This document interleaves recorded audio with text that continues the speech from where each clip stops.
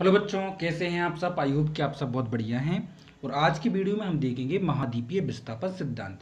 Video छोटी है लेकिन बहुत ही महत्वपूर्ण है आपकी परीक्षा की दृष्टि से। ठीक है बच्चों, ये वीडियो अगर आपने देख ली तो हम इमेज की सहायता से जानने की कोशिश करेंगे कि एक्चुअली में महाद्वीपीय विस्थापन सिद्धांत क्या है। ठीक है बच्चों, आइए शुरू करते हैं। वीडियो को लाइक और चलो सब्सक्राइब जरूर कर दें।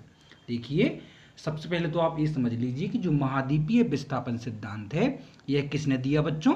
तो महाद्वीपीय विस्थापन सिद्धांत एक जर्मन मौसमविद, जो मौसम के वैज्ञानिक हैं, तो जर्मन मौसमविद अल्फ्रेड वेगनर ने सन 1912 में दिया, 1912 में। ठीक है बच्चों, 1912 में जर्मन मौसमविद अल्फ्रेड वेगनर ने दिया महाद्वीपीय विस्थापन सिद्धांत। एक पॉइंट क्लियर हो गया आपका।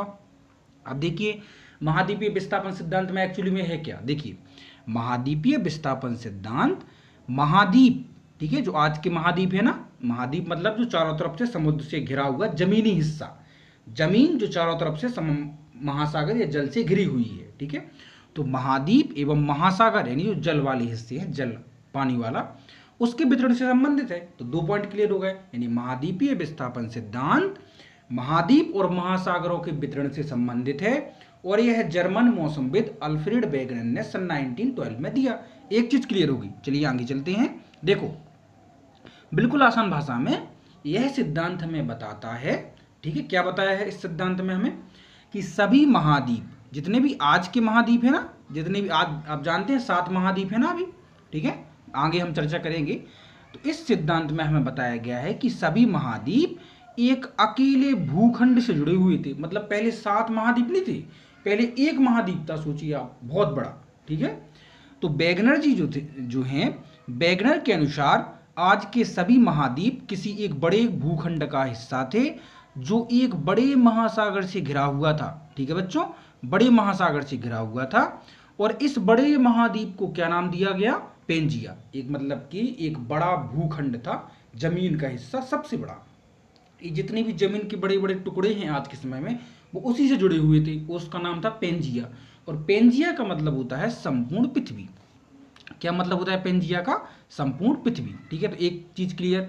अब देखो, आप इमेज की सहायता से देखिए, ये है पेंजिया। ठीक है, देखो पूरी पृथ्वी पर एक हिस्सा है जमीन का बहुत बड़ा। ठीक है बच्चों, अब हम आगे चलते हैं। देखिए, तो वेगनर ने तर्क दिया कि 20 करोड़ वर्ष पहले इस बड़े पेंजिया जो है ना ऊपर, पेंजिया का विभाजन यानी टूटना शुरू हुआ 20 करोड़ वर्ष पहले। और सबसे पहले 2 बड़े बड़े हिस्सों में टूट गया। कौन सा था 2 बड़े बड़े हिस्से 20 करोड़ साल पहले? एक तो बना लारेशिया और दूसरा बना गोंडवाना। एक बना लारेशिया, दूसरा बना गोंडवाना। तो एक पॉइंट समझ में आ गया कि वेगनर ने कहा कि 20 करोड़ वर्ष पहले पेंजिया टूटना शुरू हो गया और 2 बड़े हिस्सों में टूटा। उसका नाम था लारेशिया और गोंडवाना, जिसकी इमेज आप यहाँ पर देख सकते हैं। यही पेंजिया 2 बड़े हिस्सों में टूट गया।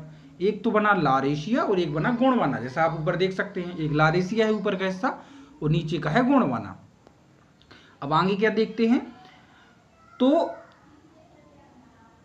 पेंजिया का जो है विभाजन इन 2 बड़े हिस्सों में हुआ और इन्हीं 2 बड़े बड़े हिस्सों से भूखंड धीरे धीरे अनेक छोटे छोटे हिस्सों में बट गए। ठीक है, जो आज के महाद्वीप के रूप में हैं। ठीक है, आज के महाद्वीप के रूप में है। अब जैसा आप जानते हैं कि हमारा जो भारत देश है वो एशिया महाद्वीप में है और एशिया महाद्वीप सबसे बड़ा महाद्वीप है। ठीक है, तो वहाँ आप नीचे देख सकते हैं कि 7 महाद्वीप हैं। जैसे कौन कौन सा?